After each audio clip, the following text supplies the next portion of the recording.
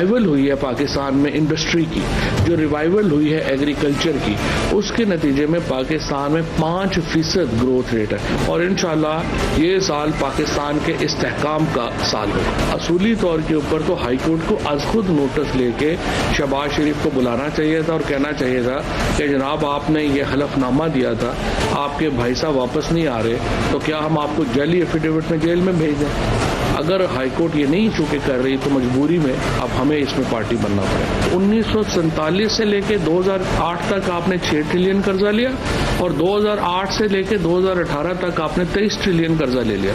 तो इस 23 ट्रिलियन में आपने बनाया क्या? आपने किया क्या? मुल्क को कोई दरपेश मसला हो, इमरान खान साहब के पास एक ही इलाज है, तर्जुमानों का इजलास। 20,000 अरब का कर्जा ले लिया है, इससे एक ईंट नहीं लगी। ये आने वाली हुकूमतों के लिए गले का फंदा है। बेहतर ये है कि आप अपनी हार तस्लीम कर लें और रिटायर्ड हर्ट होके पेविलियन में वापस आ जाएं। इनकी पूरी काबीना का इजलास नवाज शरीफ के ऊपर होता है। इंशाअल्लाह ताला नवाज शरीफ भी अब आएगा, मुस्लिम लीग नून भी वापस आएगी और पाकिस्तान की तरक्की का सफर दोबारा शुरू होगा और 2022 इंशाअल्लाह मुल्क में नए इंतखाबात का साल होगा। बिस्मिल्लाहिर्रहमानिर्रहीम, अस्सलाम वालेकुम नाज़रीन, आप प्रोग्राम एहतसाब देख रहे हैं। मैं इमरान खान हूँ। मेरे साथ बड़े ख़ास मेहमान मौजूद हैं। आज के प्रोग्राम में हम एनालिसिस करेंगे कि 2022 हमें किस तरफ ले जाएगा। 2021 जब शुरू हो रहा था तो उससे पहले बहुत बड़े बड़े दावे थे। हुकूमत वक्त के दावे थे कि ये एक अच्छा साल होगा, इसमें बहुत तरक्की होगी, इसमें महंगाई कम हो जाएगी, लोगों के हालात सुधर जाएंगे, बहुत कुछ बेहतर होगा। क्या वो हुआ? उस पर हमने कल भी बात की थी, आज भी बात कर लेंगे। लेकिन एक और दावा जो है वो अपोजिशन का भी था, बल्कि दावों की एक लिस्ट उनकी भी थी कि इमरान खान साहब की हुकूमत खत्म हो जाएगी। हम इनको डेडलाइन दे रहे हैं 31 जनवरी तक, खुद ही इस्तीफा दे, नहीं तो निकाल देंगे और फिर नए इलेक्शन भी हो जाएंगे और पाकिस्तान में हुकूमत बदल जाएगी। 2022 के लिए भी वही दावे, वही वादे हुकूमत के पास भी बाकी हैं, अपोजिशन के पास भी बाकी हैं। मेरे साथ जो मेहमान मौजूद हैं उनमें जावेद चौधरी साहब किसी तारुफ के मोहताज नहीं है। आप उनका कॉलम पढ़ते हैं हफ्ते में 4 मरतबा, उनका प्रोग्राम भी देखते हैं हफ्ते में 4 मरतबा और दीगर बहुत सारे हवालों से मकबूल हैं। सीनियर जर्नलिस्ट हैं। बहुत शुक्रिया सर आपका ज्वाइन करने के लिए। बहुत मेहरबानी। हमारे साथ शहजाद चौधरी साहब मौजूद हैं। आप भी किसी तारुफ के मोहताज नहीं है, बहुत शुक्रिया आपका। इजहारुल हक साहब, इनको आप पढ़ते भी हैं और सुनते भी हैं, बहुत शुक्रिया आपका ज्वाइन करने के लिए। थोड़ी देर में गवर्नमेंट का मौक़िफ़ लेने के लिए हम डॉक्टर शहबाज गिल साहब को थोड़ी देर के लिए जो है वो ज़हमत देंगे, लेकिन अभी नहीं। पहले हम जरा एक राउंड कर लें क्विकली। जावेद चौधरी साहब, 2022 जी, बहुत शुक्रिया आपका ज्वाइन करने के लिए। 2022 सर, 2022 में क्या मुख्तलिफ ऐसा हो जाएगा हुकूमत या अपोजिशन की तरफ से जो 2021 में नहीं हुआ? मेरा ख्याल है नया साल जब चढ़ेगा तो अपोजिशन और गवर्नमेंट दोनों के लिए क्राइसिस लेकर, मतलब जनवरी बड़ा डिफिकल्ट मंथ है गवर्नमेंट के लिए भी और अपोजिशन के लिए भी। मसलन जनवरी के अंदर ही अंदर ये जो पीटीआई का केस चल रहा है इलेक्शन कमीशन में, उसकी हेयरिंग है और उसमें बड़ा फैसला आने का इम्कान है, जिसके पे अपोजिशन बड़ी तैयार होकर बैठी हुई है। अपोजिशन के लिए यह है कि मियां नवाज शरीफ साहब सबका ख्याल ये है कि शायद वो जनवरी में आ जाएंगे या फरवरी के शुरू में आ जाएंगे, तो उनकी वापसी जो है उसका ऐलान वो बड़ा अलार्मिंग होगा। आसिफ अली जरदारी साहब इस्लामाबाद के अंदर ठिकाना बना रहे हैं जनवरी में ऑनवर्ड वो यहीं इस्लामाबाद के अंदर रहेंगे और उनकी जो मीटिंग्स हैं वो बड़ी इंपॉर्टेंट है और स्पेशली वो पाकिस्तान मुस्लिम लीग काफ के साथ उनकी मीटिंग होगी, एमकेएम के साथ उनकी मीटिंग होगी। तो एक नया अलायंस जो पाकिस्तान पीपल्स पार्टी की तरफ से है वो बड़ा इंपॉर्टेंट है। इमरान खान साहब के पास 2 बड़े मेन कार्ड्स हैं जिनके बारे में ख्याल है सबका कि मार्च से पहले उनमें से कोई एक कार्ड इस्तेमाल कर देंगे, वो बड़ा इंपॉर्टेंट है। अगर तो इलेक्शन कमीशन का फैसला आ जाता है उनके खिलाफ तो ज़ाहिर है वो कोई कार्ड इस्तेमाल नहीं कर सकेंगे, और अगर इलेक्शन कमीशन के फैसले से पहले कोई एक कार्ड इस्तेमाल कर देते हैं तो ये सियासी बहरान पाकिस्तान के अंदर बहुत बड़ा होगा। इसके अलावा असेंबली तोड़ देंगे, क्या करेंगे इलेक्शन? तो एक तो असेंबली तोड़ने वाला कार्ड, एक दूसरा कार्ड है सारा। वो क्या? वो बस कुछ अर्से बाद आपको अंदाजा हो जाएगा सारा। वो इमरान खान साहब जो हैं वो उन्हीं 2 कार्ड्स की बेस पे खेल रहा है। अब उनमें से किस कार्ड को, मेरा ख्याल है असेंबली तोड़ने वाला कार्ड वो बाद में इस्तेमाल करेंगे। जो कार्ड ए है वो उनके इस्तेमाल करने के चांसेस हैं बहुत ज़्यादा, और उससे जो एक बहरान पैदा होगा वो ज़ाहिर है गवर्नमेंट के लिए और अपोजिशन दोनों के लिए बड़ा खौफनाक होगा। माशी तौर पर पाकिस्तान मुश्किल में है। अभी ये जो हमने IMF के साथ जो एग्रीमेंट किया है और उसके बाद जो मिनी बजट आया, मिनी बजट जो ही अप्रूव होगा और उसके बाद जो महंगाई महंगाई का एक स्पेल आएगा तो फरवरी और मार्च बड़ा खौफनाक होगा। वो हुकूमत पे आप ये इम्पैक्ट आएगा, समझे बहुत बड़ा इम्पैक्ट आएगा। आप ये समझे कि अगर इस वक्त महंगाई 12% पे है तो 24% पे जाने के चांसेस हैं उसके, क्योंकि उसका इम्पैक्ट, उसका ट्रिकल डाउन वज़ीर ख़ज़ाना तो कह रहे हैं 2 अरब से कोई फर्क नहीं पड़ता, हालांकि वो ख्याल अगर है। आदादो शुमार देखें तो कुछ और है। मैं अब देखिए जर्नलिज्म में मुझे 30 साल हो गए इमरान साहब, 30 साल में जिस वजीर खजाना ने भी बजट पेश किया उसने यही कहा है कि गरीब आदमी पे कोई इम्पैक्ट नहीं होगा, जबकि सबसे ज्यादा इम्पैक्ट गरीब आदमी पे होता है और अमीर आदमी पे कोई इम्पैक्ट नहीं आता। नहीं, अमीर आदमी का देखें, जो अमीर आदमी का इम्पैक्ट है अमीर आदमी पे नहीं होता, वो गरीब आदमी पे शिफ्ट होता है। मसलन आप एक अमीर आदमी हैं, आपके पास 20 लोग मुलाजिम हैं, ठीक है, आप 20 लोगों के घर चला रहे हैं, आप पे जब इम्पैक्ट आएगा तो आप क्या करेंगे, आप 5 मुलाजिम निकाल देंगे। तो जब 5 मुलाजिम निकालेंगे तो 5 लोग बेरोजगार हो जाएंगे, 5 घरों में रोटी नहीं पकेगी, तो वो इम्पैक्ट आप पे नहीं आया, आपने शिफ्ट किया गरीब आदमी पे। तो जब भी अमीर आदमी पे किसी किस्म का बहरान आता है तो शिफ्ट होता है गरीब की तरफ। ये गवर्नमेंट का ये ख्याल है कि मसलन अगर फर्ज करें कि एक गरीब आदमी पे हम टैक्स ले रहे हैं तो वो टैक्स कैसे पूरा करेगा, वो अपना रेवेन्यू कैसे पूरा करेगा, वो अनएम्प्लॉयमेंट करेगा। जब अनएम्प्लॉयमेंट करेगा तो सोसाइटी के अंदर प्रॉब्लम आएगी सारी। तो अमीर आदमी का क्राइसिस हमेशा गरीब आदमी के अंदर रिफ्लेक्ट होता है, और गवर्नमेंट का ये ख्याल गलत है कि अगर हम सिर्फ उमरा को टारगेट कर रहे हैं तो उसका नुकसान गरीब आदमी को नहीं होगा, गरीब आदमी को सबसे ज्यादा उसका नुकसान होता है और वो नुकसान होगा। शहजाद चौधरी साहब, एक अहम सवाल तो इसमें मियां नवाज शरीफ साहब की वापसी भी है और बड़ा पॉलिटिकल भी है। इस मौके पर आना क्यों जरूरी है, यानी ये बहस शुरू ही क्यों हो इस वक्त? ये तो गवर्नमेंट की डिमांड होनी चाहिए थी, अब तो पीएमएलएन खुद कह रही है, बल्कि अभी एक मशवरा रिपोर्ट हुआ है थोड़ी देर पहले कि 23 मार्च का मियां साहब को मशवरा दिया गया कि आप उस दिन आ जाएं। हाँ, मैं ये इमरान, ये बातें हैं, ये मैं कह रहा था एक किसी और जगह मैंने कहा था ये स्कैम है। इस वक्त पॉलिटिक्स का सबसे बड़ा स्कैम जो चल रहा है वो ये है, ये असल में नैरेटिव बिल्डिंग है। हमारे यहाँ जिस तरह से मीडिया आसानी के साथ अवेलेबल हो जाता है, हमारे सियासतदानों को, बाकी लोगों को जो मीडिया को इस्तेमाल करना जानते हैं और आप सीख गए हैं सारे, तो वो ऐसी ऐसी कहानियाँ बुनते हैं जिसके अंदर के जिस बुनियाद होती है वो कोई ना कोई स्पेकुलेटिव होती है। और स्पेकुलेशन ऐसे ही है जैसे डॉलर चढ़ जाएगा, स्टॉक एक्सचेंज कल बैठ जाएगी। अच्छा, और इस किस्म के कुछ ना कुछ आसार वो कह रहे होंगे कि पहले देखिए जी पिछले हफ्ते में पूरे में स्टॉक एक्सचेंज जो है वो डाउन गई है, तो अब लगता है मंडे आएगा तो मंडे के दिन थोड़ी सी और ज़्यादा गहराई के साथ चली जाएगी। तो कहने का मतलब स्पेकुलेटिव चीज़ें हैं सब की सब। ये भी मुमकिन है कि मियाँ साहब के लिए मुश्किलात इंग्लैंड में ज़्यादा बढ़ती जा रही हों, ये इस कहानी बनाई जा रही है, ये भी एक नैरेटिव है।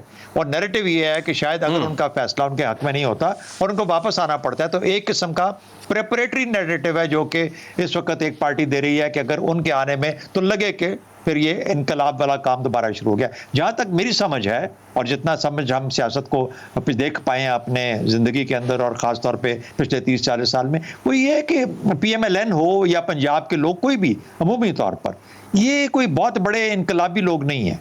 यानी ये जो भी दुनिया कोई आया, मगरब से आया, कोई कहाँ से आया, शुमाल से आया, उसको जाने दिया इन्होंने। कोई इतना बड़ा इनकलाब लेके नहीं। अब मुझे पता है जावेद चौधरी साहब 3 इसमें हवाले निकाल लेंगे, लेकिन वो हवाले इस चीज को सबूत नहीं, मैंने जावेद चौधरी साहब के कॉलम से ही पहली मर्तबा ये बात सुनी थी। उन्होंने कहा कि जो इस तरफ से आया उसको हम अटक तक छोड़ के आए और जो उधर से आया उसको हमने पानीपत की तरफ भेज दिया। ये मैंने जावेद चौधरी साहब के कॉलम में ही पढ़ा था जी। ना, पर उन्होंने पोरस के हाथी भी बता देने हैं ना आपको, इसलिए मैं कह रहा हूं कि मैं पहले ही बता दूं, और डिंगिया वाला की लड़ाई भी बता देनी है, इसलिए मैं बता रहा हूं कि ये असल में पोरस का हाथी तो मुझे याद भी नहीं था, ये तो आपने याद करवाया मुझे, आपकी बड़ी मेहरबानी, थैंक यू। अच्छा, exceptions prove the rule, exception prove the rule. तो कहने का मतलब ये हुआ कि मेरा नहीं ख्याल कि पंजाब के लोगों के अंदर इतना, देखिए ना, ये अब ये कर रहे हैं PDM की शक्ल के अंदर कुछ ना कुछ करना चाह रहे हैं और गिरा के छोड़ेंगे। अल्टीमेटली बात कहाँ पहुंची, जो खेड़ों तक बात आ गई है तो फिर खेड़ों तक रहने दो यार, पे मतलब अपनी अपनी जगह पे वापस आ जाओ, पुरानी तनख्वाह में काम करो। तो कहने का मतलब ये हुआ कि मियाँ साहब की वापसी मेरे हिसाब से अब वैसे भी वक्त है अगली जनरेशन को कुछ जगह देने का, बनाने का। अब वो बात आ गई है मियाँ शहबाज शरीफ और मरियम नवाज साहिबा के बीच में, तो मामला उधर तय होगा। और इतनी जल्दी ये अदालतें, ये इदारे, ये मुक़्तदर इदारे, मुक़्तदर कुव्वतें इतनी आसानी से मेरे ख्याल में अभी 3 साल पहले वाली बातें भूलने वाली नहीं है। अभी तो वोट को इज्जत का मामला है, अभी तो पहले उसका मामला हल कर लें, उसके बाद फिर आगे देखेंगे कि क्या होता है। इजहारुल हक साहब, एक चीज़ जो अभी जावेद चौधरी साहब ने फरमाई कि अगले 2-3 महीने जो हैं उनमें बड़ी डेवलपमेंट्स एक्सपेक्टेड हैं। अगर तो ये डेवलपमेंट इतनी तेजी से हो रही है तो क्या हम इस साल को इलेक्शन का साल कह सकते हैं? शुक्रिया इमरान। जिस तरह देखें कि जो खुदा की तकवीम है, जो कैलेंडर है खुदा का, उसमें हमारा ये कैलेंडर ये 12 महीने कोई हैसियत नहीं रखते। इसी तरह हमारी जो तकवीम है पाकिस्तानी कौम की, इस मुल्क की जो तकवीम है, उसमें जाने वाला साल और आने वाला साल बेमानी हैं। कितने 23 अगस्त 14 अगस्त गुजरे हैं, कितने 1 जनवरियाँ गुजरी हैं, कितने 31 दिसंबर गुजरे हैं, कितने 23 मार्च गुजरे हैं, कुछ भी नहीं हुआ।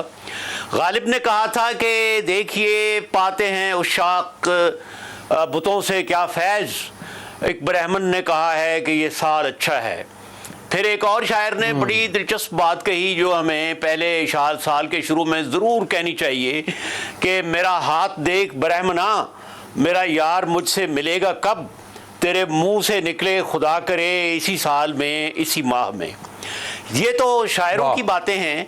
हुजूर मेरी ये गुजारिश है, जो मेरा नाक़िस इल्म है, जो मेरा कम फहमी है, उसके लिहाज से नया साल बिल्कुल पिछले साल की तरह होगा, कुछ भी नहीं होगा। अपोजिशन इसी तरह मुंतशिर होगी, अपोजिशन इसी तरह गलत बातें करेगी, लोगों को धोखा देगी, महंगाई इसी तरह ज़्यादा होगी। महंगाई के नतीजे में कुछ भी नहीं होगा, लोग खड़े नहीं होंगे और ये इमरान खान अपनी टेन्योर पूरा करेंगे। इस साल कोई इलेक्शन नहीं होगा, कोई आसार नहीं है इलेक्शन के। जब अगला इलेक्शन आएगा तो फिर देखेंगे कौन जीतता है कौन हारता है। आपका क्या ख्याल है कि कोई मौजज़ा रूनुमा होगा, कोई आसमान से ऐसी रोशनी उतरेगी जो अपोजिशन को बदल देगी, जो नून लीग के अंदर इंतशार है, जो पीपल्स पार्टी में अफरा तफरी है, उन्होंने सिंध की हुकूमत को अपने पास रखना है, जो सिंध में करप्शन हो रही है, जो डेली बेसिस पर इदारों से, अफसरों से, अहलकारों से पैसे गिन गिन के हिसाब से लिए जा रहे हैं, जो यहाँ पर महंगाई है, जो केपी में हो रहा है, कुछ भी नहीं बदलेगा। आपका क्या ख्याल है कि नए साल में जो हमारे बुज़दार साहब हैं उनका IQ ज़्यादा हो जाएगा, उनकी तालीम ज़्यादा हो जाएगी, उनकी गवर्नेंस पावर ज़्यादा हो जाएगी। ये जो नया साल है ये एक ओवरऑल कैलेंडर में एक छोटा सा नुक्ता है। इससे कोई उम्मीद वाबस्ता करना, इससे कोई ऐसी तवक्को बांधना, मैं नहीं समझता कि मैं इजाज़त साहब आपकी बातों को मायूसी समझूं या ये समझूं कि आपको सिस्टम पे बहुत यकीन पुख्ता हो गया है कि ये अब सिस्टम चल पड़ा है, अब 5-5 साल घूमते पूरी करेंगे। देखें ये मायूसी की नहीं इमरान साहब, मायूसी की बात तब हो जबकि उम्मीद के उजाले में मैं कोई तारीकी की एक जो है सिलसिला वो कर रहा हूँ। हम सबको पता है कि कुछ नहीं होगा, ये सब कहने की बातें हैं, मायूसी नहीं है हमारा सिलसिला। वो जो फैज साहब ने कहा था ना कि लोग बैठे हुए थे और कोई कह रहा था मुल्क टूट जाएगा, कोई कह रहा था 2 टुकड़े, कोई कह रहा था तरक्की करेगा, तो फैज साहब ने मशहूर बात है उनकी, आपने भी सुनी होगी, फैज साहब ने फरमाया कि सबसे ज़्यादा ख़तरनाक बात मुझे ये लग रही है कि ये ऐसे ही चलता रहेगा। तो देखें हमारा मुस्तकबिल जो है वो आलमी ताकतों के हाथ में है, IMF के हाथ में है। वो हमें डूबने भी नहीं देंगे, वो हमें तैरने भी नहीं देंगे, वो हमें बिल्कुल पानी के करीब। ये एक सेट पैटर्न है IMF का, वर्ल्ड बैंक का। सर वो तो फिर कई दहाइयों से हमारे हाथ बंधे हुए हैं, पता है कि ये लेकिन पहले हाथ खुल नहीं रहे। बनाते हैं, उसके बाद ये पॉवर्टी एलिवेशन प्रोग्राम लाते हैं और यही होगा। आप इस साल ये देखेंगे कि पॉवर्टी एलिवेशन के प्रोग्राम आएंगे कि महंगाई से किस तरह बचा जाए, गुर्बत से किस तरह बचा जाए। ठीक है। शहबाज गिल साहब मौजूद हैं हमारे साथ, हुकूमती तर्जुमान, और आपका ज्वाइन करने के लिए।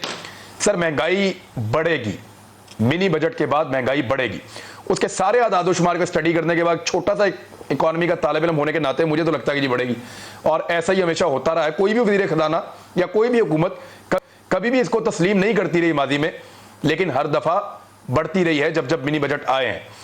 तो सर ये कब कम होगी, रिलीफ कब मिलेगा? 2020 के इख्तिताम पे इमरान खान साहब ने कहा था कि ये जो 21 शुरू हो रहा है ये खुशहाली का, महंगाई के कम होने का और बेहतरी का साल है। बिस्मिल्लाहिर्रहमानिर्रहीम, आपका बहुत शुक्रिया। देखिए इमरान जी, बात यह है कि सबसे पहले तो हम इस बात पर आते हैं कि दुनिया का कोई भी ऐसा हुक्मरान जो दर्द दिल रखता हो, क्या वो कभी भी अपनी गरीब आवाम के लिए जानबूझकर महंगाई करना चाहेगा? जवाब होगा नहीं। अब सबसे पहले सवाल ये उठाया जाएगा कि क्या इमरान खान दर्द दिल रखते हैं।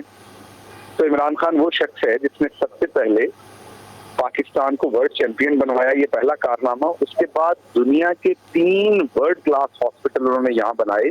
क्यों? क्योंकि उनकी अपनी वालिदा माजिदा वो कैंसर के मुज़ी मर्ज में जब मुब्तला हुई और अपनी वालिदा को उन्होंने तकलीफ में देखा तो वो दूसरों के लिए तकलीफ की दवा करने बाहर निकल पड़े। उन्होंने किन जतनों के साथ वो पहला हॉस्पिटल बनाया, फिर वहां नहीं रुके, फिर पेशावर वाला बनाया, कराची वाला भी शुरू होने वाला है। तो एक ऐसा शख्स, उसने 3 बड़े वर्ल्ड क्लास हॉस्पिटल बनाए। उसके बाद 2 वर्ल्ड क्लास उसने यूनिवर्सिटियां दी, अलकादर और नमल। मुझे दुनिया में कोई ऐसी मिसाल दे दें जो इतना अजीम इंसान हो या दर्द दिल नहीं सर, बेहतरीन लोगों को उन्होंने बल्कि बड़ी बेहतरीन टीम इन तमाम जगहों पे लगाई, इन हॉस्पिटल्स में भी और यूनिवर्सिटीज में भी, लेकिन उस्मान बुज़दार साहब जैसा एक बंदा भी नहीं लगाया इन इदारों में उन्होंने। देखिए अब मैं आगे बताता हूँ। अब देखिए इस टाइम टमाटर जो है वो उस्मान बुज़दार के सूबे में इस दफा दिसंबर में 300 या 250 रुपए किलो नहीं बिक रहे जैसे पहले बिका करते थे पिछले 8-10 साल से। इसका मतलब ये नहीं है कि उस्मान बुज़दार साहब ने या डीसी ने या एसी ने टमाटर सस्ते कर दिए। इसका मतलब ये है कि माजी के दिसंबर के महीनों की निस्बत इस दफा सप्लाई ज्यादा है। तो हमें सबसे पहले ये बात समझ आनी है सर, आटा चीनी और घी भी उस्मान बुज़दार के पंजाब में बिक रहे हैं जी। आटा चीनी और घी भी उस्मान बुज़दार के पंजाब में बिक रहे हैं। मैं वही आपकी खिदमत अर्ज करने लगा हूं। आपका बिल्कुल अच्छा सवाल है ये। मैंने यही बताया कि अगर तो उस्मान बुज़दार साहब की नालायकी से महंगाई हो रही हो तो फिर आटा या आप कह रहे हैं घी के, टमाटर भी ऐसे महंगा हो जैसे माजी में दिसंबर में होता था। तो टमाटर तो सस्ता है, इसका मतलब टमाटर की सप्लाई ज्यादा है। अब जो घी है वो दुनिया में $500 फी टन से बढ़ के $1600-1700 फी टन चला गया। जो चीज बाहर से आती है जहां $1000 फ्रेट किराया था कंटेनर का, वो $5,000 से $6,000 हो गया। जो चीज पेट्रोल है वो आपके सामने 40 बैरल से वो इस टाइम 76, 75, 78, 80 यहाँ पर तैरता हुआ नजर आ रहा है आपको डॉलर। तो अब ये तमाम चीजें जो हैं ये बाहर से महंगी हुई हैं, तो उस्मान बुज़दार इधर बैठकर उसको सस्ता नहीं कर सकता। ये ह्यूमनली इम्पॉसिबल है। तो पहली बात तो मैं ये कर दूं कि आपकी आवाम के आप बिल्कुल अच्छे सवाल कर रहे हैं, मुझे आपके किसी सवाल पर कोई गिला नहीं, क्योंकि आप वो सवाल कर रहे हैं जो आवाम पूछना चाह रही है। आवाम ये पूछना चाह रही है कि भाई आप ये महंगाई पहले जो हुई है ये क्यों हुई है, तो उनको हमारा बताना फर्ज है कि इस टाइम पूरी दुनिया में कम कब होगी। अब कोई इम्कानात है कि आने वाले महीनों में कम हो जाए, किसी तरह लोग वापस वही वाली कीमतें उनको मिल जाए जो पहले थी। अच्छा सर देखिए, अब 2 चीजें हैं। एक तो इस चीज में आपको ये देखना है कि ये जो कोविड का बहरान आया पूरी दुनिया में, एक दिन में सिर्फ अमेरिका के अंदर 6 लाख केसेस हैं 24 घंटे में। ये रिकॉर्ड हफ्ता था एग्जैक्टली, ठीक है जी, 6 लाख एक दिन में। मुझे बताइए अगर 6 लाख एक मुल्क में निकल रहे हैं तो क्या उस मुल्क में ट्रांसपोर्टेशन स्लो होगी या नहीं होगी? बहरी जहाजों की ट्रांसपोर्टेशन स्लो होगी या नहीं? पोर्ट्स की ट्रांसपोर्टेशन स्लो होगी या नहीं? दफ्तरों में काम स्लो होगा या नहीं? टेलीफोनों के ऊपर काम स्लो होगा या नहीं? कंप्यूटरों में काम स्लो होगा या नहीं? जहाँ 6-6 लाख बंदे को कोविड हो रहा है, इससे पूरी दुनिया की जो सप्लाई चेन होती है वो डिसरप्ट हो जाती है, वो उसमें खलल आ जाता है। जब वो सप्लाई चेन में खलल आता है तो पूरी दुनिया में जो चीजें आपने इंपोर्ट करनी है उनसे आपको उनके पैसे ज्यादा देने पड़ते हैं। अब मैं आपसे एक और सवाल करता हूँ। आपने सुना होगा गला फाड़ के, हमारी एक बहन कल गला फाड़ के असेंबली के अंदर एहतजाज कर रही थी महंगाई के खिलाफ, मरियम औरंगजेब साहबा। कलमकार की 4 लाख की शॉल पहनी हुई थी उन्होंने, शौक से पहने, लेकिन 4 लाख की शॉल पहनने वाले को क्या पता महंगाई का, वो किस मुंह से महंगाई के ऊपर तनकीद कर रहा है। लेकिन दूसरी बात, वो नुमाइंदगी तो गरीबों की कर रहे हैं ना वो शहबाज गिल साहब। इस तरह तो नवाज शरीफ साहब भी बहुत महंगी घड़ी पहनते हैं, इमरान खान साहब के पास भी बड़ी कीमती चीजें होगी, लेकिन नुमाइंदगी तो आम आदमी की करते हैं ना। इमरान खान साहब ऐसी कीमती चीजें ना पहनते हैं ना पसंद फरमाते हैं, लेकिन मैं और बल्कि सर चले नुमाइंदगी तो गरीबों की है ना सर। देखें जो वहां पे आ गया असेंबली में, गरीब का नुमाइंदा बन के आया ना। जी बिल्कुल, बहुत, इनसे ज्यादा तो गरीबों का कोई नुमाइंदा है ही नहीं। अब आगे आते हैं, IMF इनको बहुत बुरा लगता है, हम IMF के पास क्यों चले गए, बहुत जुल्म किया। जो पाकिस्तान की तारीख में जितना भी अभी तक IMF से पैसा लिया उसका 48% लिया नून लीग ने, सॉरी पीपल्स पार्टी ने। 48% लिया पीपल्स पार्टी ने, 35% लिया नून लीग ने, बाकी 8 से 10% जो लिया वो लिया डिक्टेटर रहा इक़्तिदार में उसने। अगर तहरीक इंसाफ के जमाने में इनके कर्जे वापस करने के लिए हम शौक से नहीं गए, ना हम जाना चाहते थे, इनके कर्जे वापस करने के लिए अगर हमें 4 से 5% लेना पड़ा तो देखिए हमें कौन कह रहा है, छाजते बोले छाननी के में बोले जिदे आप। लेकिन चले शहबाज गिल साहब ब्रेक का कह रहे हैं, मुझे ब्रेक का कह रहे हैं, क्विकली आप ब्रेक लेनी पड़ेगी, मुझे लेनी पड़ेगी। लेकिन एक बात है, अब IMF से कर्जे उन्होंने बेशक ज्यादा लिए हैं, लेकिन IMF के सामने सरेंडर ज्यादा इस हुकूमत ने किया, ये उनका क्लेम है। एक ब्रेक लेते हैं, वापस आकर बात करते हैं, हमारे साथ ही रहिए।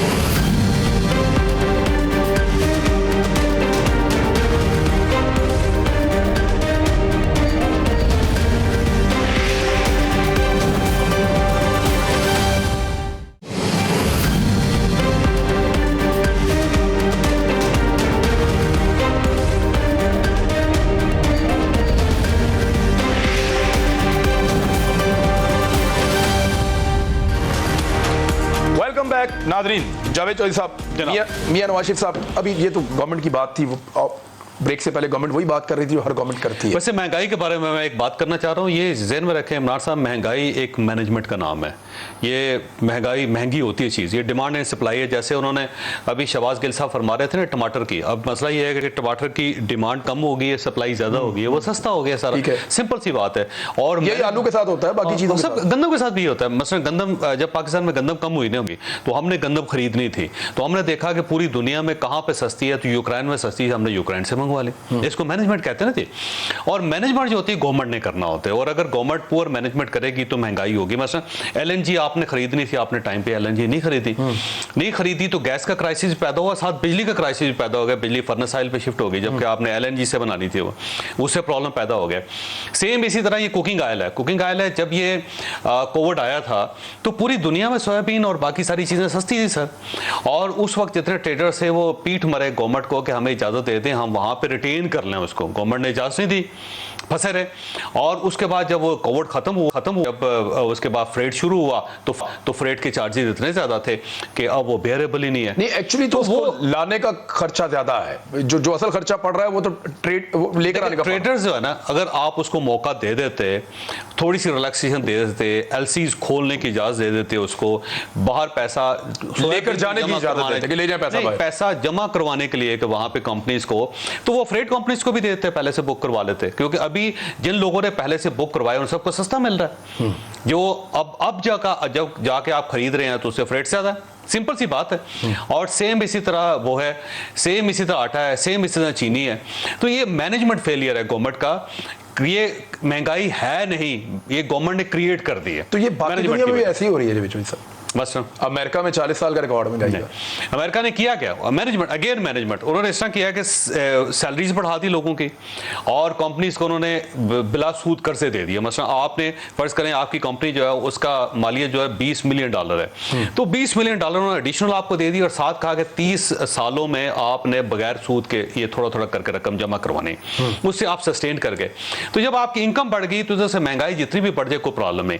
यहाँ पे मसला ये बना कि बेरोजगारी बढ़ी, महंगाई बढ़ी, और उसके साथ साथ इनकम भी कम हुई बंदों के। यानी आप ये देखें कि सिर्फ कोविड के दरमियान 2 करोड़ लोग खते गुर्बत से उनका इजाफा हो गया। तो ये वो लोग हैं जिनकी इनकम में कमी आई, बेरोजगार हुए, और उसके साथ साथ महंगाई भी बढ़ गई। तो यहाँ पे क्राइसिस पैदा हो गया। अब ताज़ा तरीन मिसाल आपके सामने टर्की की है। टर्की में जब ये क्राइसिस पैदा हुआ तो उन्होंने एक दिन में एक फैसला करके 70% लीरा मजबूत कर दिया। उन्होंने ये कहा कि आपके पास अगर लीरा है तो आपको डॉलर खरीदने की जरूरत नहीं, आप उसी लीरा को बैंक में जमा करवाएं, और जब आप विड्रॉ करेंगे तो हम डॉलर की इक्विवेलेंट आपको पैसे देते हैं। उससे ये हुआ कि डॉलर की तलाश में जो लोग घूम रहे थे, दौड़ रहे थे, उन्होंने बंद कर दिया उसको, वो रुक गए, और उन्होंने लीरा जो उनके पास पर्सनल पैसे थे वो भी उन्होंने बैंकों में जमा, और ऑलमोस्ट 50% का फर्क पड़ गया उनकी कीमत का। तो आपने करना क्या है, आपने सैलरीज बढ़ानी है जो नहीं बढ़ रही पाकिस्तान में। नहीं, पाकिस्तान में रोज इस तरह होता है कि कोई ना कोई सरकारी महकमा, उसके लोग बाहर सैलरीज के लिए दुआइयां दे रहे होते पार्लियामेंट के सामने। रेगुलर आपने सैलरीज में इजाफा करना, ठीक है, और उसके साथ साथ आपने डिमांड कम करके आपने सप्लाई बढ़ा देने, तो महंगाई कंट्रोल हो जाएगी, क्राइसिस खत्म हो जाएगा।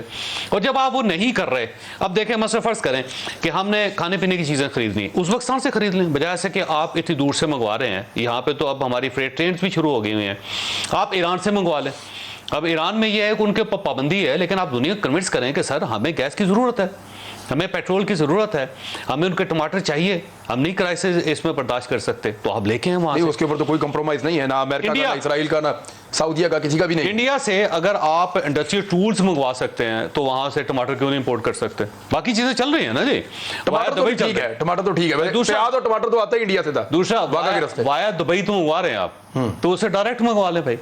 बाकी कुछ चीजें आ रही हैं जो आपको जरूरत है वो आ रही हैं, जो आवाम को जरूरत है उस पर पाबंदी है। लेकिन यहाँ पॉलिटिकल नारे बड़े खौफनाक है ना, इंडिया के साथ आप ट्रेड करेंगे तो फिर। तो सर अभी आप इस तरह करें ना, फाइनेंस मिनिस्ट्री से कहें कि वो आइटम्स आपके साथ शेयर करें जो इंडिया से अब भी आ रहे हैं, आप हैरान रह देंगे। यानी आपके लिए जो चीज आपको चाहिए वो थ्रू वाया आ रही है सर, मसला नहीं डायरेक्ट भी आ रही है। मसला शुगर मिल्स के सारे इक्विपमेंट्स जो हैं इंडिया से आ रहे हैं शुगर मिल। लेकिन सर यहाँ की फिर यहाँ का जहांगीर तरीन साहब की आप पूछ रहे हैं, जहांगीर तरीन साहब की जो मिल है उसमें जो इंजीनियर्स हैं उसको ठीक करने के लिए वो भी इंडिया से आ रहे हैं, वो आ रहे हैं। उनके जो आलात हैं वो रिपेयरिंग इंडिया में जाती, इंडिया से जाके पंजाब से रिपेयर होके आ रहे हैं। शहजाद चौधरी साहब, ये मकबूलियत के लिहाज से जाते जाते 2021 ने इमरान खान साहब को झटका लगाया है। अब 2022 के शुरू में दोबारा उनकी मकबूलियत का टेस्ट है। आपके ख्याल में इमरान खान साहब, पाकिस्तान तहरीक इंसाफ के चेयरमैन, मौजूदा अपोजिशन की मौजूदगी में अपनी मकबूलियत में इजाफा कर पाएंगे या लगातार नीचे ही जाएंगे? देखिए, इमरान खान को जो हाथ डील हुआ है ना, जिसे कहते हैं जो ताश का पत्ता, जो हैंड इनको डील हुआ है, वो बड़ा सख्त है, बहुत सख्त है। और मेरा ख्याल है कोई भी हुकूमत होती है इमरान खान की जगह पे भी, बड़े बड़े तजर्बेकार भी, तो वो भी इस वक्त बिल्कुल मेरे हाल में जवाब दे बैठते। वजह यह है कि जिसे कहते हैं डेड एंड आ गया है आपकी मईशत का। जितने आपने कर्जे लिए थे अब सिर्फ उनको वापसी का टाइम है।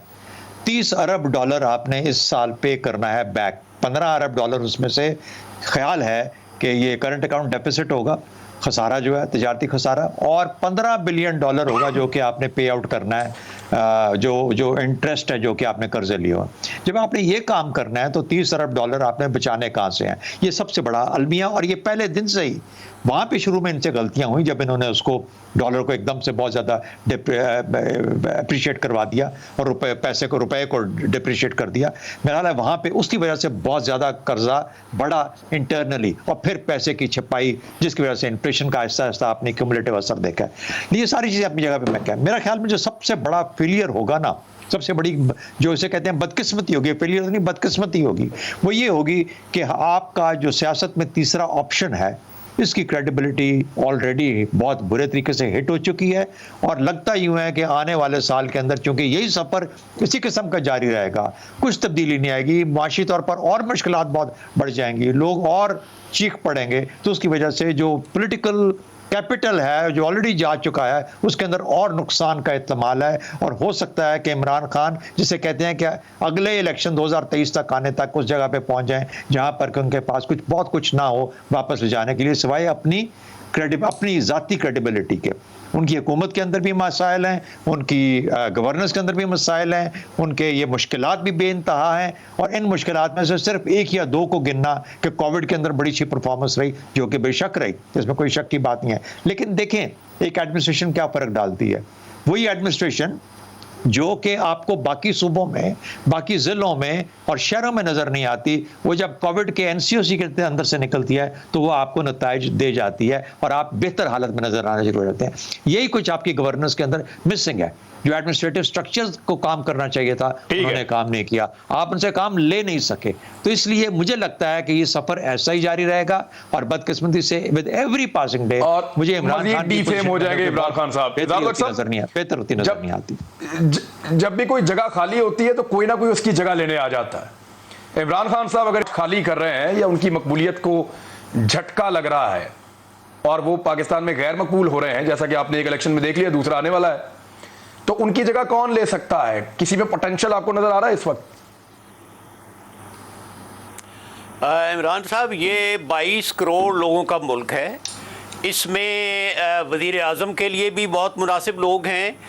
इसमें आपको स्टेट बैंक का गवर्नर लगाने के लिए भी किसी आलमी इदारे के मुलाजिम को इंपोर्ट करने की ज़रूरत नहीं है। इसमें आपको उस सूबे का गवर्नर लगाने के लिए भी किसी नाअहल तरीन आदमी को लगाने की ज़रूरत नहीं है। ये मुल्क कभी बंजर नहीं रहा, ये मुल्क कभी बंजर नहीं होगा। हमेशा यहाँ पर स्पार्क है, यहाँ पर हमारे पास मोती और हीरे हैं। ये बिल्कुल गलत बात है कि ये जो कहते हैं जी कि ऑप्शन हमारे पास क्या है, इमरान खान साहब के पास पैगंबरों के जाने के बाद दुनिया चली गई तो उनके मुकाबले में हमारे वज़ीर आज़म की क्या हैसियत है। ये एक बहुत ही गलत बात है कि अगला आप इलेक्शन कराएं, लोग खुद ब खुद आएंगे। लेकिन इमरान साहब, मैं आपको 3 बातें बताना चाहता हूँ कि बाज़ार में चलते हैं, लोगों की क्या हालत है। मैं ये अर्ज़ करना चाहता हूँ कि इस वक्त हर पाकिस्तानी जंजीरों में बंधा हुआ मिट्टी के अंदर रुल रहा है और जलील ख्वार हो रहा है। नंबर 1, ये जो कहा जा रहा है कि जी इम्पोर्टेड चीज़ें जो हैं वो महंगी हो गई, तो आप मुझे बताइए कि क्या आटा इस मुल्क का लोकल इंडिजीनियस पैदावार नहीं है? क्या चीनी जो यहाँ नहीं पैदा हो रही? क्या दूध और दही हम बाहर से मंगा रहे हैं? ये चीज़ें क्यों महंगी हो रही? यहीं पे पैदा होता है। नंबर 2, देखिए, किसी मुल्क में तरक्की करने के लिए उसमें सेविंग ज़्यादा ज़रूरी होती है। इसको इकोनॉमिक्स में कहते हैं प्रोपेंसिटी टू सेव। हमारे यहाँ सेविंग का क्या है? पिछले 2 साल में जो तब्दीलियां आई हैं, आप अगर बैंक में जाएं, आपने 1 लाख जमा कराना है, आपने 10 लाख जमा कराना है, आप नेशनल सेविंग में जाएं, आपको जूते लगाए जाते हैं। वहाँ पूछा, इतने बड़े सवाल हैं जो फेटअप ने दिए हैं कि आपने ये कहाँ से इनकम ली, आपके दादा क्या करते थे, आपके नाना नाश्ते में क्या खाते थे। कैन यू इमेजिन कि आज आप अगर 1 लाख जमा कराने बैंक में जाएं या नेशनल सेविंग में जाएं तो आपको कई फॉर्म फिल करने पड़ते हैं और 1 महीने के बाद आपको बताया जाता है कि ऊपर से अप्रूवल आ गई है, आप 1 लाख जमा कर सकते हैं। तो आपकी सेविंग इस वक्त बिल्कुल जीरो। इस दौरान वो चोरी हो चुका होता है 1 लाख रुपए या खर्च हो जाता है। तीसरी मिसाल देखें, मैं आज मार्केट में सिर्फ ये जानने के लिए गया कि जो लोग मिडिल ईस्ट में जा रहे हैं नौकरी करने, उनके साथ डॉलर, आपको पता है कि हर मनी चेंजर ने 5 कागज बड़े बड़े लगाए हैं कि स्टेट बैंक ने कहा है कि पहले पासपोर्ट दो, उसके बाद वो बायोमेट्रिक करो, उसके बाद बताओ ये पैसा कहाँ से आया है, उसके बाद टिकट दिखाओ, उसके बाद बताओ कि तुम्हारा दादा कहाँ से था। लोग जलीलो ख्वार हो रहे हैं। आपको डॉलर लेने के लिए अपने मुल्क में अपने जायज़ पैसे से इस तरह ट्रीट किया जा रहा है जिस तरह आप खानदानी चोर हैं। ना आप सेविंग कर सकते हैं और वो ऐसे बेचते हैं जैसे इजाफी पैसे आप वसूल करके बेच रहे हैं। एग्जैक्टली, ये बात ठीक है। वो पहले थोड़ा सा पहले मुझे एक्सपीरियंस हुआ इसका। सर, एक ब्रेक ले लेते हैं। ब्रेक के बाद एक चीज़ और है कि जब नवाज शरीफ साहब और बेनज़ीर भुट्टो साहब पाकिस्तान वापस आए तो सबको नजर आ रहा था कि बेनज़ीर भुट्टो पाकिस्तान की वज़ीर आज़म बन जाएंगी। बेनज़ीर भुट्टो साहिबा की शहादत के बाद सबको पता चल गया कि अब नवाज शरीफ जो है वो एक ऑप्शन अगली होंगे। तो पीपल्स पार्टी की हुकूमत तो आ गई, लेकिन अगली ऑप्शन नवाज शरीफ होंगे, ये सबको नजर आ रहा था। नवाज शरीफ साहब के दौरे हुकूमत में एक ऑप्शन पहले से नजर आ रही थी कि इमरान खान मुमकिन वज़ीर आज़म पाकिस्तान के बन सकते हैं। इस वक्त क्या वो जगह लेने के लिए कोई शख्स पर तोड़ रहा है या कोई सामने आ रहा है? एक ब्रेक के बाद जावेद चौधरी साहब से।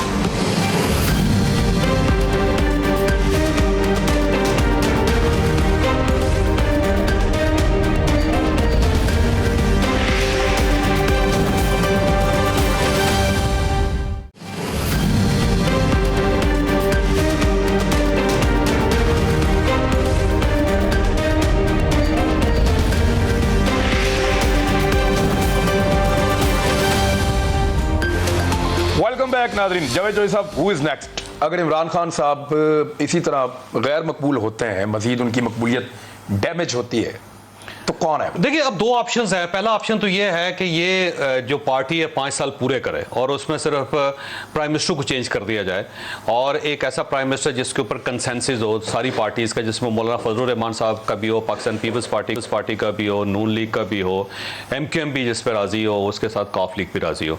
ये तो नामुमकिन लगता है। तो ऐसा नहीं, चांसेस हैं इसके भी। कंसेंसस करवाने वाले करवा लें, बड़े चांसेस हैं इसके, बहुत चांसेस हैं कि आप ये। लेकिन इस वक्त PDM नहीं मान रही। PDM कहते हैं कि फ्रेश मैंडेट होना चाहिए, फ्रेश इलेक्शन होने चाहिए, लेकिन इस पे एक डिबेट चल रही है, मुज़ाकरा चल रहा है और कुछ लोग हैं, बड़े पावरफुल जो लोग हैं, वो ये चाहते हैं कि ये 5 साल पूरे करें, ये असम्बली 5 साल पूरे करें।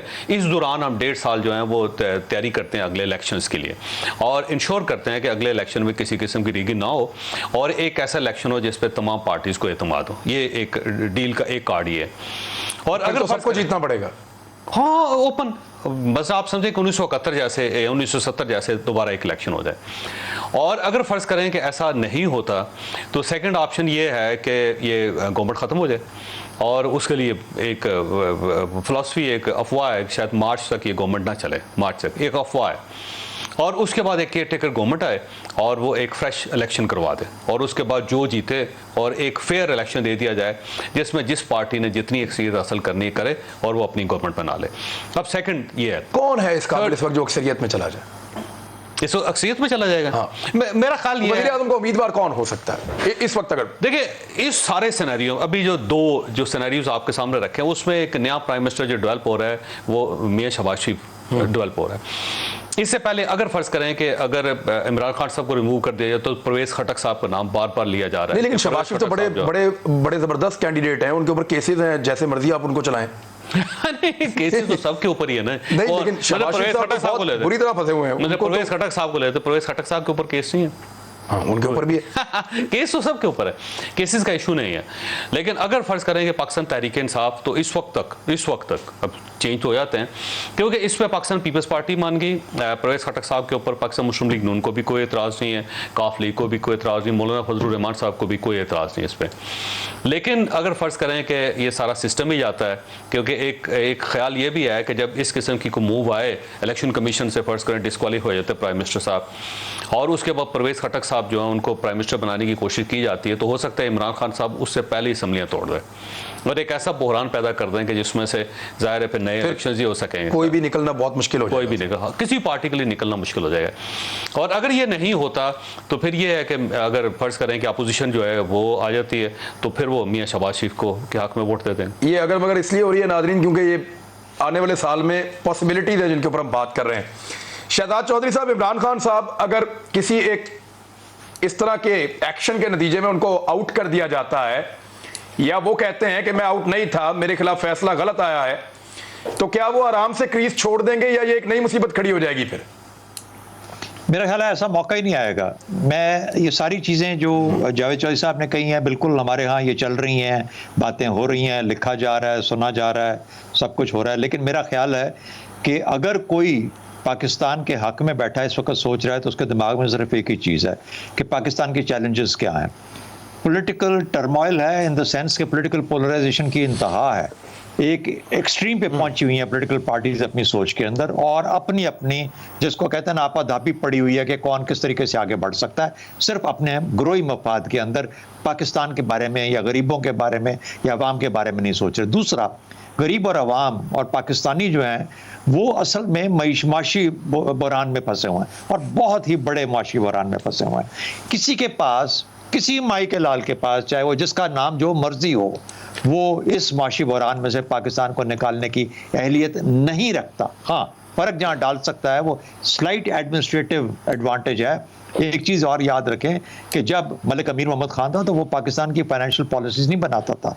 क्यों उसको बड़ा एडमिनिस्ट्रेटर कहा जाता है? क्योंकि सिर्फ और सिर्फ उस एडमिनिस्ट्रेशन के बुनियादी असूल जो थे उनको रखा हुआ था। तो ये फ़र्क पड़ सकता है एडमिनिस्ट्रेशन अच्छी होने से, एक आपको सफाई, एक आपको तरीका तौर, एक कंट्रोल में चीज़ें नज़र आ सकती हैं। लेकिन इस वक्त पूरा पाकिस्तान डिस्टेबलाइज्ड है इकोनॉमिकली, साइकोलॉजिकली और पोलिटिकली।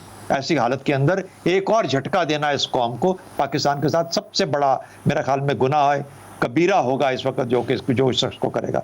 दूसरी बात, मेरा ख्याल है साल सवा साल की बात है, जो मैं एग्री करता हूँ जावेद चौधरी साहब के साथ कि जो मोर लाइकली जो प्ले आउट करेगा वो ये करेगा, इलेक्शन कराओ, 1970 वाले हो या उससे भी बेहतर हो करके, फिर उसके बाद दुनिया भर में होता है कोलिशन गवर्नमेंट्स बनती हैं, आपस में बातचीत करते हैं, अपनी मेजॉरिटी प्रूव करते हैं पार्लियामेंट में और जो कर जाता है, नहीं तो एक और इलेक्शन हो जाता है। और हमें अब उस रास्ते पे चलना पड़ेगा जो सीखने के लिए कि पॉलिटिकल स्टेबिलिटी कैसे लेके आनी है। तो उसके लिए तो इजहारुल हक साहब बहुत दिल बड़े करने पड़ेंगे। यहाँ तो दस्तों गिरबान वाला मामला है इस वक्त। एग्जैक्टली इजहारुल हक साहब, क्या ये लोग इस पॉलिटिकल टेम्परेचर में इतनी नरमी आ जाएगी? नहीं, पॉलिटिकल टेम्परेचर की बात नहीं है। बात यह है कि बतौर कौम अगर हम शहबाज शरीफ, नवाज शरीफ, इमरान खान, जरदारी ख़ानदान, अगर हम इनसे ऊपर होकर नहीं सोच सकते, अगर हम बार बार इन्हीं पर आकर हमारा चॉइस ठहरता है, तो इसका मतलब है कि कहतुर रिजाल है और हमें एक कौम के तौर पर ज़िंदा रहने का हक़ नहीं है। ये देखें कि जो लोग नवाज शरीफ साहब जैसे जो पाकिस्तान के अंदर ठहर नहीं सकते, जिनका लाइफस्टाइल आप देखें, अभी जो शादी हुई है, तो आप उनसे क्या उम्मीद वाबस्ता कर सकते हैं? जब नए इलेक्शन होंगे तो कुदरत आपको खुद ब खुद नए राहबर और नई लीडरशिप देगी। आपको हमेशा ये उम्मीद रखनी चाहिए कि पाकिस्तान को नई लीडरशिप मयस्सर आएगी। ठीक, thank you very much sir, बहुत शुक्रिया। नाज़रीन, आज के प्रोग्राम से इतना ही। मुलाकात होती है दोबारा, अपना ख्याल रखिएगा। अल्लाह हाफ़िज़।